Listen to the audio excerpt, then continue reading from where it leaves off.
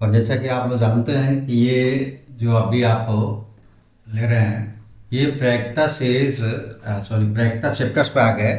ये class 10th Bihar board exams जो है 2026 का 10th का कक्षा 10th का ये सीरीज है। और इसमें हम लोग आज आखिरी चैप्टर्स प्रैक्टा पे आ गए हैं। ठीक है, तो आज प्रैक्टा के क्वेश्चंस को देखेंगे। तो चलिए आगे बढ़ते हैं और पहला क्वेश्चंस लेते हैं कि एक पासा फेंकने पर अभाज्य संख्या पाने की प्रायिकता क्या होगी। तो पासा में 6 नंबर्स अंकित होते हैं। वो क्या होता है? 1 2 3 4 5 6। अब कहता है कि अभाज्य संख्या प्राप्त करने की जो प्रायिकता होगी वो क्या होगी। तो इसमें अभाज्य कौन कौन है? एक नाभाज्य है, नाभाज्य है, तो अभाज्य 1 2 और 5। तो ये टोटल घटनाएं हो गई 6। और जो प्राकृतिक घटना मतलब वांछित यानी कि जो एक्सपेक्टेड इवेंट्स है वो कितना हो गया? 3। तो प्रायिकता क्या होती है? जो इवेंट्स वांछित होता है यानी कि एक्सपेक्टेड होता है और टोटल इवेंट तो 3/6 यानी कि 1/2 इसकी प्रायिकता होगी। ठीक है, पहला क्वेश्चन हो गया। दूसरा क्वेश्चन देखिए, दो सिक्कों को उछाल में 2 पट आने की प्रायिकता।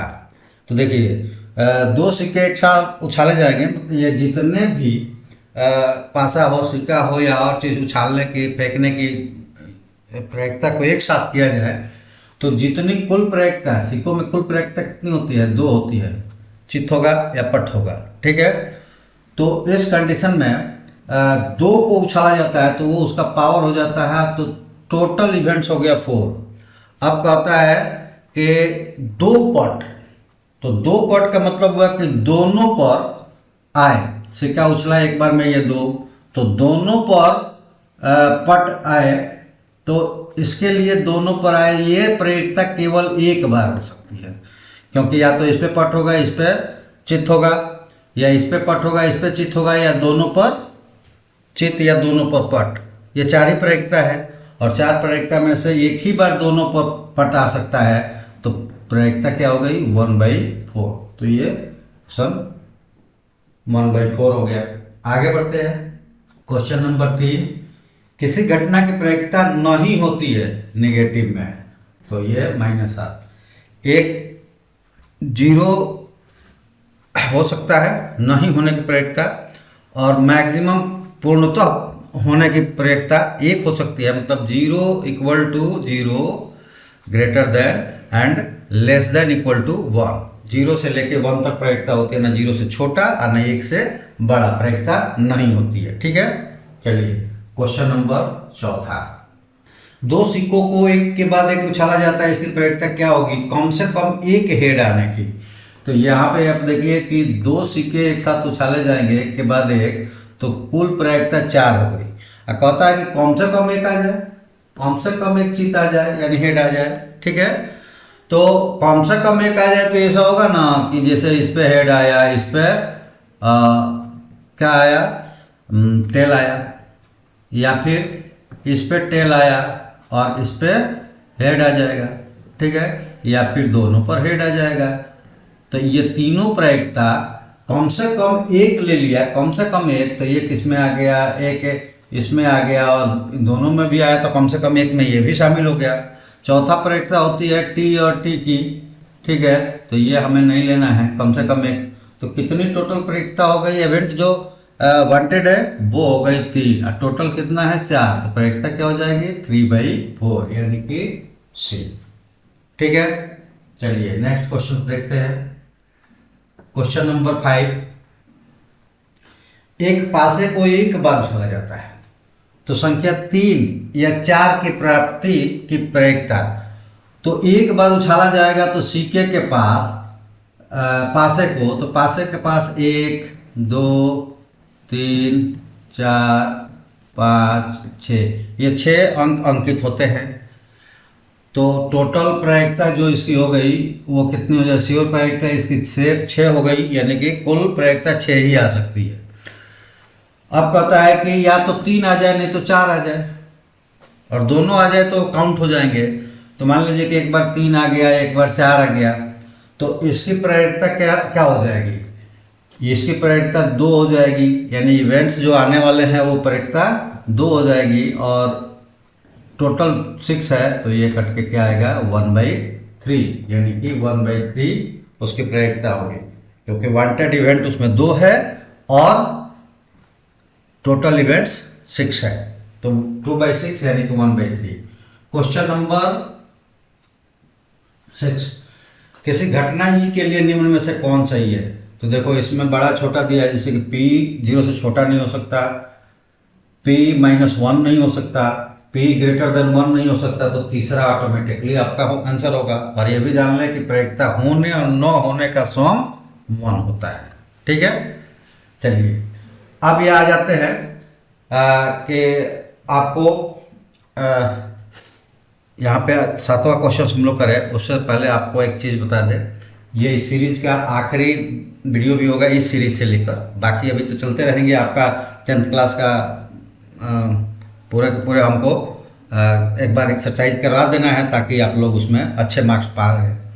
लेकिन अब यहाँ बताते हैं कि जैसे कि टोटल आपके बुक में है चैप्टर्स है 15, एक चैप्टर रचना का है तो उससे ऑब्जेक्टिव नहीं आता, तो टोटल चैप्टर्स हो गए 14। हर चैप्टर्स में 100 या 100 से 100 और 100 से ज़्यादा 100 प्लस क्वेश्चंस है, तो 14 में ले ले तो हमारे पास 1500 प्लस क्वेश्चंस है इस सीरीज में।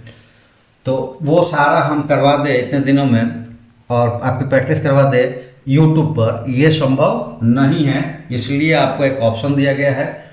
आप हमारे ऐप पर जा सकते हैं और ऐप पर जाकर मात्र 51 रुपया खर्च करेंगे और ये पूरा का पूरा PDF आप आंसर सहित ले लेंगे और वहाँ से आप प्रैक्टिस कीजिएगा। और जो भी प्रॉब्लम्स आपको आएगा नहीं समझ में आएगा, इस चैनल्स पर एलिप्स सक्सेस पॉइंट्स पर आप कमेंट्स कर दीजिएगा और वहाँ से आपको फिर वीडियो के माध्यम से समझाया जाएगा।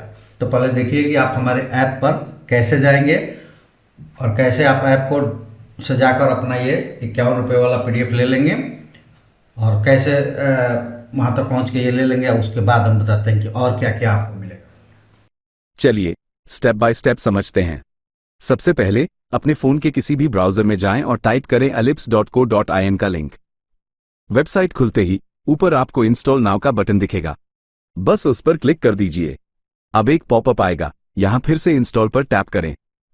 कुछ ही सेकंड्स में एलिप्स ऐप आपके फोन में इंस्टॉल हो जाएगा। ऐप मेन्यू में जाकर ऐप ओपन करें और अपनी बेसिक डिटेल्स भरकर साइन अप या लॉगिन कर लें।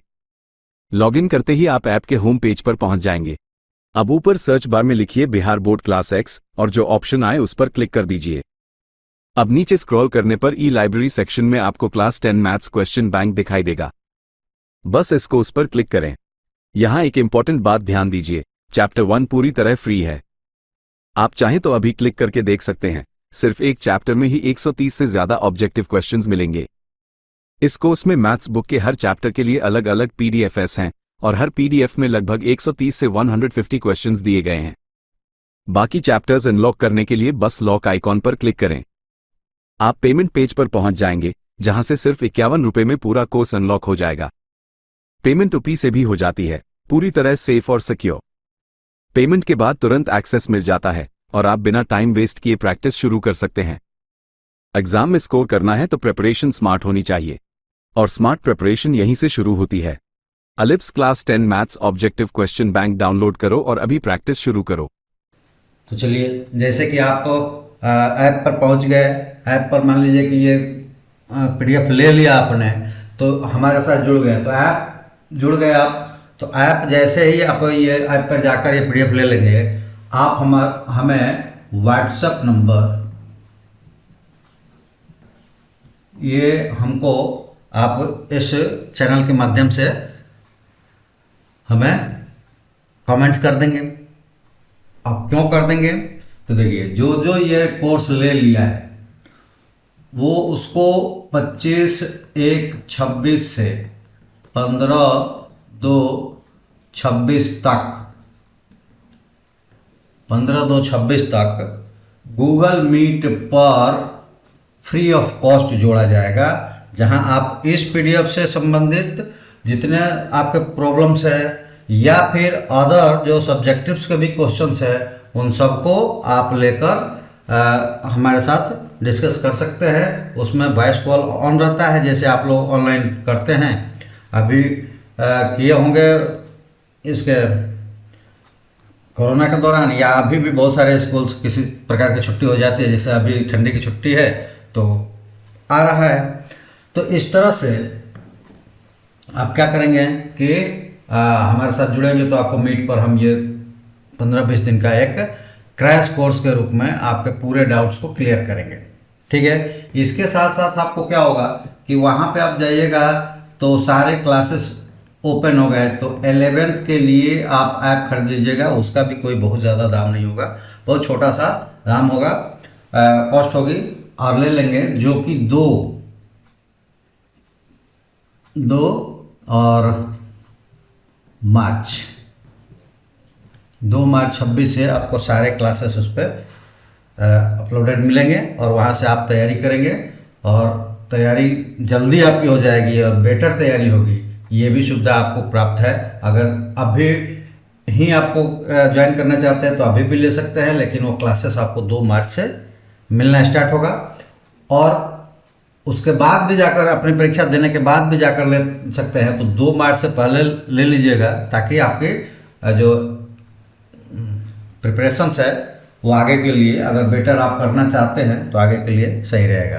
तो ऐप पर आने के बाद ये सारी आपको सुविधाएं मिलेगी और उसके बाद आप अपना फिलहाल परीक्षा पर फोकस कीजिए। अगर 11th में नहीं भी अभी ले रहे हैं तो आप एग्जाम्स के बाद ले लीजिएगा। अभी भी ले लेते हैं तो इसकी कोई दिक्कत नहीं है, ये 2 तारीख से ही क्लास मिलेगा तो आपको कोई नुकसान भी नहीं होगा। हाँ, अब पहले जुड़ेंगे तो शायद कुछ छूट भी होगी उसमें, और बाद में 2 तारीख के बाद से जुड़ेंगे तो वो जो डिस्काउंट है वो नहीं मिलेगा। इसलिए आप लोग पहले भी ले सकते हैं इसको और 2 तारीख से इसमें क्लास ज्वाइन कर सकते हैं।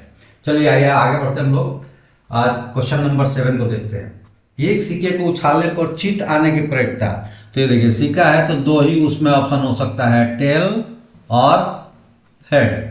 ठीक है, एक बार उछाला गया है तो 2 ही उसमें इवेंट होंगे और उसमें कहता है कि चित आने की प्रवृत्ता, तो चित आएगा नहीं तो फटाएगा। ठीक है, तो चित आने की प्रवृत्ता इसमें से एक ही होगी और टोटल प्रवृत्ता 2 और चित आने की प्रवृत्ता 1, तो प्रवृत्ता क्या हो जाएगी 1/2। इवेंट्स टोटल इवेंट 2 और वांछित इवेंट 1, तो प्रवृत्ता हो जाएगी 1/2।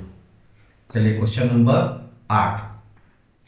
3 सिक्कों को एक बार उछाला जाता है, तो 3 सिक्के एक बार उछाले जाएंगे यानी कि 2 का पावर 3, क्योंकि सिक्कों में 2 ही इवेंट्स होते हैं मैक्सिमम और उसका पावर 3 यानी कि टोटल इवेंट हो गया 8 हो गया। अब कहता है कि कम से कम 2 पर, तो 3 सिक्के उछाले गए हैं। ठीक है, तो पट 1, पट 2 और एक पे चित, ये 1 हो जाएगा। पट, चित और पट, ये दूसरी स्थिति हो जाएगी। चित, पट, पट, ये तीसरी स्थिति हो गई, यानी कह रहा है कि कम से कम 2 पट आ जाए। ठीक है, और एक स्थिति आएगी पट, पट, पट, तीनों पर पट आ सकता है। ठीक है, तो वो कह रहा है कि कम से कम 2, तो कम से कम 2 आ गया वो काउंट्स में आ गया, सभी पे आ गया वो भी काउंट्स में आ जाएगा। तो ये टोटल काउंट्स कितने हो गए, यानी कि आने की संभावना जो है वो टोटल 4 हो गए और टोटल संभावना 8 है, तो प्रवृत्ता 4/8 यानी कि 1/2 हो जाएगी। ठीक है, तो इस तरह के 3 सिक्के एक साथ उछालेंगे तो उसमें कम से कम 2 पट या 2 चित भी होता है ना, तो उसकी भी संभावना 1/8 है। ठीक है, चलिए क्वेश्चन नंबर 9। 3 सिक्कों को उछालने में अधिक से अधिक एक चित आने की प्रायिकता। अब यहाँ ध्यान दीजिए, 3 सिक्कों को उछालेंगे तो टोटल कितना हो जाएगा, वो हो जाएगा 2 का पावर 3 8। टोटल जो संभावना होगी वो 8 हो गई, ठीक है। और उसमें से कहता है कि अधिक से अधिक एक, तो एक ही पर चित आना चाहिए। तो जैसे कि इसमें एक बार आएगा चित और 2 पटके हो जाएंगे, एक पटके और इसमें एक चित, और तीसरा होगा 2 पट और तीसरे वाले में चित। यानी कि कहता है कि अधिक से अधिक एक, और बाकी ऊपर की संभावनाएं जो है वो अलग है। कम से कम एक ही चित पे, एक ही जो सिक्का है उस पर चित है, क्योंकि अधिक कम से कम बोल रहे हैं, अधिक से अधिक एक ही चित हर उछाल में हो। तो इस तरह से आपको मिला कि ये 3 ही हो सकते हैं। तो टोटल आने वाली संभावनाएं कितनी, 3। तो प्रायिकता कितनी हो जाएगी, 3/8। तो ये यहाँ पे हो जाएगा 3/8, डी आपका ऑप्शन हो जाएगा। अब आइए, 2 पासों को एक साथ फेंकने पर दोनों पर समान संख्या प्राप्त हो। तो पासे जो होंगे ना, ये 6 टोटल इवेंट्स होते हैं, और 2 बार फेंका गया ये, तो स्क्वायर हो जाएगा। तो कितने हो गए, ये 36 टोटल इवेंट्स हो गए। टोटल इवेंट्स 36 हो गए। अब वो कह रहा है कि समान आएगा, तो देखो 1 2 3 4 5 6, अब दूसरे पर भी यही लिखा रहता है, तो समान आएगा।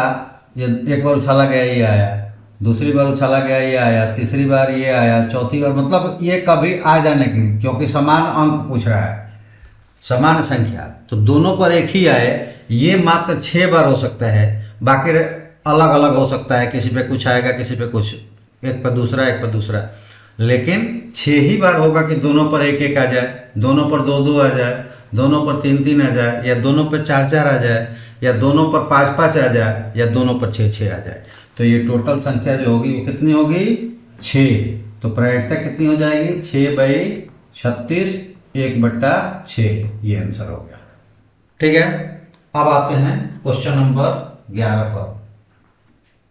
असंभव घटना की प्रायिकता होती है, असंभव घटना की प्रायिकता होती है 0, जिसमें जैसे कि मान लो कि कहा जाए कि एक सिक्का, ये पासा उछाला गया, तो उसमें 7 आने की प्रायिकता क्या है। तो सिक्के पासे पर अंकित 1 से 6 तक ही होता है, तो चाहे उसको कई बार भी उछाल लो, उसमें 7 तो आने वाला नहीं है, क्योंकि उसमें 7 लिखा ही नहीं है, तो आएगा कहाँ से। तो इसकी संख्या हो जाएगी 0, और 0/6 = 0। तो असंभव घटना की प्रायिकता जो होगी वो 0 होगी। और पूर्ण घटना की, देखो निश्चित है, यहाँ आ गया दूसरा, निश्चित घटना की प्रायिकता क्या होगी। तो निश्चित घटना का मतलब कि जो जो चीजें उसमें है वहीं आने का। बोला जाए कि एक पासे को फेंका गया, उसमें से 1 या 2 या 3 या 4 या 5 या 6 आने की संभावना कितनी होगी। तो जितनी बार भी उछाला जाएगा, इनमें से कोई ना कोई एक तो आएगा, तो ये निश्चित घटना में हो जाएगी। तो टोटल घटना हो गया 6, और निश्चित घटना भी हो गई 6, डिवाइड करेंगे तो ये हो जाएगा 1। यानी कि असंभव घटना 0 और निश्चित घटना 1। क्वेश्चन नंबर 13 को देखते हैं। और एक पासा को उछाला जाता है, तो सम संख्या आने की प्रायिकता क्या है। अब पासा उछाला जाएगा एक ही, तो उसमें टोटल घटना कितनी होगी, 6 टोटल घटना हो गई। जैसे कि 1 2 3 4 5 6, टोटल घटना कितनी, 6 होगी। अब कहता है कि सम संख्या, तो सम संख्या इसमें कितनी है, 1 2 3, तो इसमें सम संख्या 3 है। तो जो एक्सपेक्टेड यानी कि संभव इवेंट्स है वो कितना है, 3। टोटल इवेंट्स कितना है, 6। दोनों मिलाकर कितना हो गया, अगर काट देंगे तो प्रायिकता 1/2। तो इस तरह से आप देखें कि कुछ हमने क्वेश्चंस करके दिखाया, और बाकी आपको प्रैक्टिस के लिए छोड़ता हूँ।